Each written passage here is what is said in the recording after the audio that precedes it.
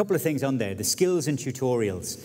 I'm fascinated by that. I was changing a plug over the weekend, and the older you get, the memory fades. I thought, okay, is it blue, brown, green, white, whatever it was?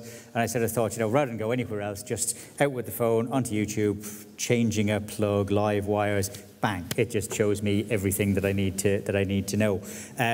Of greater importance, Niamh Briggs, who's been tweeting about us throughout the day as well, who kicked Ireland to a place in a World Cup semi-final.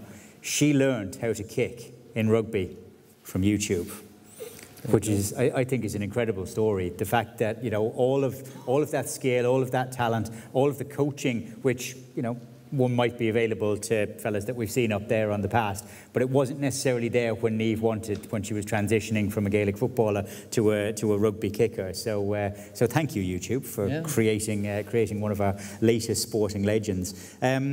How easy is it for let's say for one of the sports organisations in the room to set up their own YouTube channel and to create something that's imaginative about actually getting out there? It might be from Cycling Ireland, the skills of changing a burst tyre or something like that. Cycling Ireland, I'd recommend you check. Is this working? Yeah, I'd recommend you check a channel called Global Cycling Network.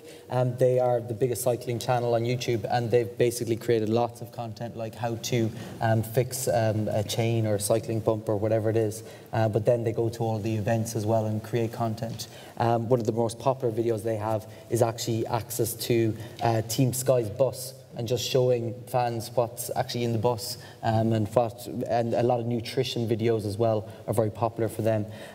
So I'd recommend you all, first of all, to Google the YouTube Sports Playbook. This is a playbook in terms of best practice for creating content for sports channels on YouTube, and it shows lots of examples of sports channels and videos. So yeah, if you don't already have a channel, it's very simple to set up a channel and then start uploading your content. We have a partnership team that work directly with a lot of top sports partners that are happy to advise sometimes. But in terms of, I'd recommend really testing. Start testing things, putting it out there. I think YouTube is actually the second biggest search engine after Google. So if you think about whatever event you have, think about what are people going to be searching for after that event, and maybe have content ready for those searches. That's one of the smartest ways to start getting an audience for your content. So yeah. And you can buy a GoPro for €125.99 from Harvey Norman or somewhere else that will be especially after Christmas. Coming on to the idea of you've seen there the 400,000 uniques that Robbie from Arsenal has for Fan TV. That's like way outside the realm of what's considered to be rights. So, Arsenal Football Club collectively sell the rights for the Premier League, and they sell that to Sky and to BT Sport. With these rights here, does the club get anything from that other than the engagement with the fans? Or 400,000, I can think of 400,000 reasons why the Arsenal finance director is then thinking, well, actually, let's monetize, as we spoke about earlier. I think a good example is if we step out of football for a second and we step into something that's massive on YouTube, which is gaming. And if we look at the popularity of games, hands up who's heard of Minecraft in the room? Yeah, so a lot of you. For those of you who don't know it, it's like Lego images of a computer game. Minecraft has become massive on YouTube because they've let fans engage with content, create content, and fans make money from it in terms of showing adverts around it. So YouTube for Minecraft and other games like FIFA, football, is a massive marketing tool for them. Nintendo actually in the past started blocking content on YouTube for content that was created by certain people, and there was negative reaction by fans. So in this Arsenal example, like usually the associations want to kind of embrace it and start working with the person in terms of monetizing it. I don't think Arsenal or other clubs are just there yet or willing to take the risk of ruining it by looking at how to monetize it just yet. There are probably opportunities of doing that. Yeah, but they're definitely wanting to work with these people who are getting large audiences to understand how to commercially work with them going forward, yeah. But they definitely are careful about it because it's such a new phenomenon, and we're just seeing it being big in football right now, but I don't see any reason why someone wouldn't start a GAA channel or a GAA skills channel. There doesn't seem to be many out there right now. I'm surprised that Colin Parkinson hasn't done it already, although he probably has now. That sense of the players, and we talked about the trust of players. I know again, just sorry coming back to soccer, but soccer has got a particular issue in that the players are so well paid that they don't really need to do anything. They get paid to wake up in the morning, so there's no need for them to really go out there and be active. The likes of Leo Messi, obviously, he's getting paid squillions by Turkish Airlines and everybody else to do it. But the two Arsenal guys there, I mean, that's magical content. Oh, they're the massive fans. Like, I've met them 2 or 3 times, and they're the biggest fans. Like, they weren't making much money from this, but it was something they really loved, and it's growing bigger and bigger now over time. I think something though in terms of soccer players who make lots of money right now. I think if you talk about the sponsorships they have, the sponsors care massively about their social footprint. So I think it's going to become more important for them as part of their sponsorships to have big digital profiles, including YouTube video, the most powerful type of media out there. Yeah, I know Castrol seem to be a brand that are doing it particularly well. I remember they had Cristiano Ronaldo and obviously Neymar there, so they're paying big bucks to get the right players in, but they just seem to be creating a lot of good content primarily through their YouTube channel. Yeah, and like, I wouldn't say like Castrol in terms of association with football. You obviously, when I mentioned Nike or Adidas, they live and breathe this all the time. They're creating great content, but Castrol only kind of comes in and out of football whenever there's kind of a big campaign. And one of the things they learned during the World Cup was they invited not these skill twins guys down, but 4 other big tricks guys, football tricks guys, to their main shoot. So Neymar, Ken Block, and these 4 unknown YouTubers were part of their World Cup creative that was over 4 minutes in length. And all of them seeded that content to get 16 million views for the piece of content. So I think after the success of that campaign, they're kind of YouTube first a lot of the time now from, they work with the Mindshare, the media agency in the UK. Okay. In terms of, we asked the question of Brian earlier on about how much of a role sport has to play within a big brand like that.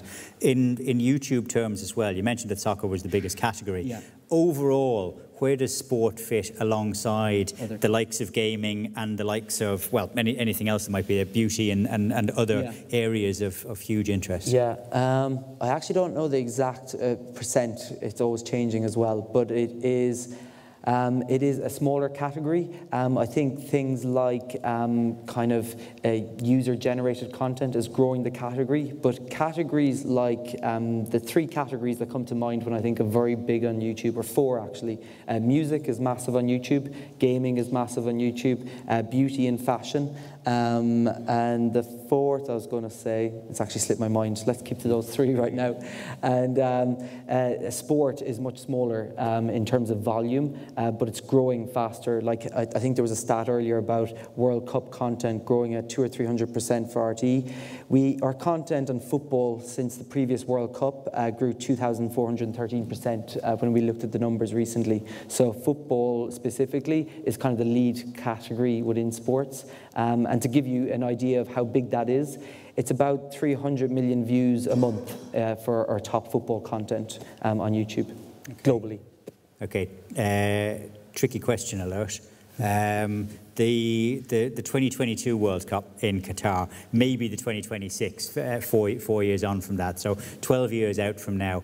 Any possibility you think that YouTube would have grown to such an extent in terms of the ability to create advertising and monetizing that you might be in a position to compete with the likes of BBC or RTE or NBC for rights to actually broadcast the live action, or are you happy to stick with the deeper engagement stuff around it? Yeah.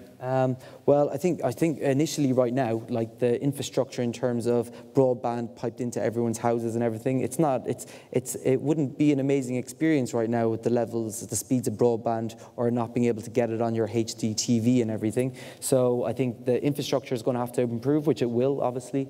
I think in terms of the commercially right now, like YouTube isn't that old, and commercially it doesn't make sense right now to try and buy the rights to something like that to try and monetize at a profit. I think who knows kind of that far out. I think you made a good point earlier in terms of technology when someone said about why isn't sport keeping up with technology. It really is a case of technology is moving so fast. And if you think about technology, technology is never going to move as slower as it has as of today, because it's always going to be faster in the future. So who knows what it'll be like but then, so I'm not sure. Okay, I'll take that as a never say never kind of an answer on it, just in case anybody. Is there anybody in the room that would like to ask a question?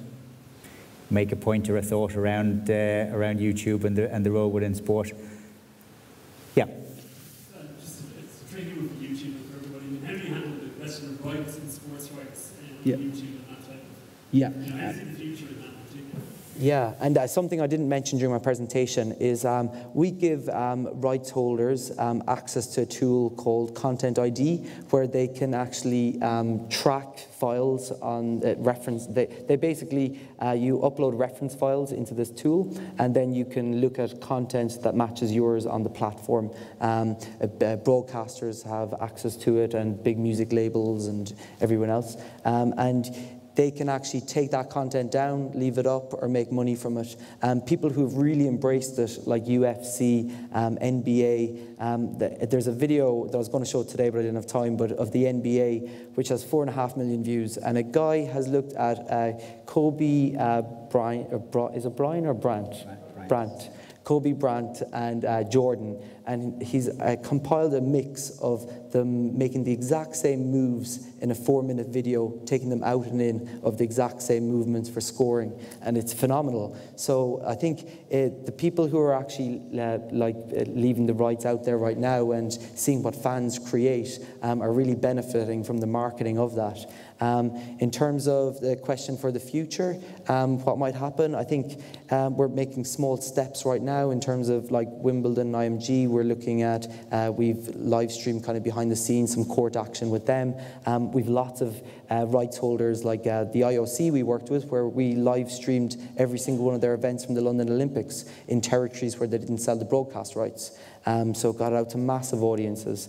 So right now we're seeing a lot of live events being put on the platform where they have not been sold as broadcast rights in certain territories.